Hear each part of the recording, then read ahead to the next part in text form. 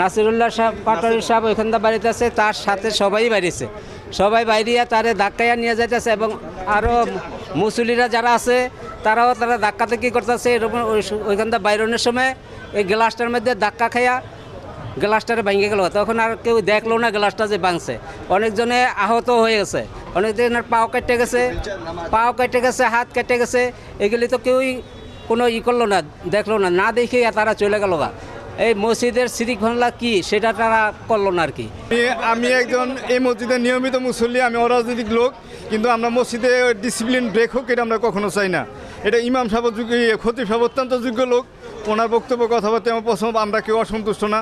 কিন্তু এই যে পোলাপান যেভাবে বাইরে সেটার নিয়ম মতো বাইরে হয় নাকি। মসজিদে আস্তে আস্তে হাঁটতে হইব, আস্তে কথা বলতে হইব, মসজিদের নিয়ম নীতি শৃঙ্খলাবোধ আছে, এটা ভেঙে ফেলাইছিল।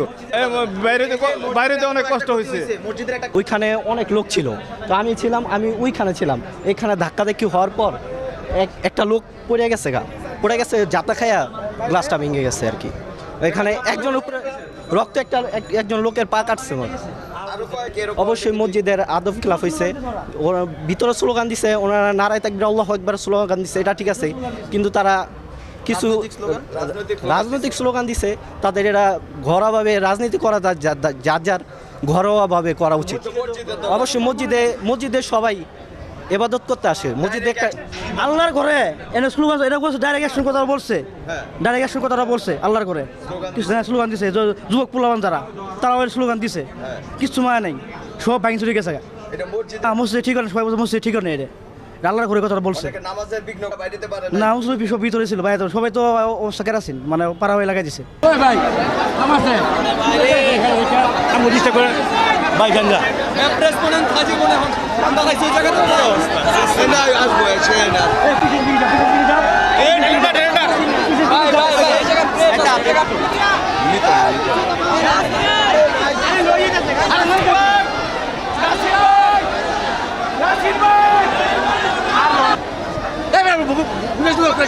কোনো প্ল্যান নাই, কিছু নাই, কর্মীরই আপনারা কর্মী ভাইরা ছিল আগে খোলা, তো গেট খোলা। আরে মেন গেটটা বন্ধ করে মানুষের মসজিদের দোকান থেকে এটা মেন গেট বন্ধ করে।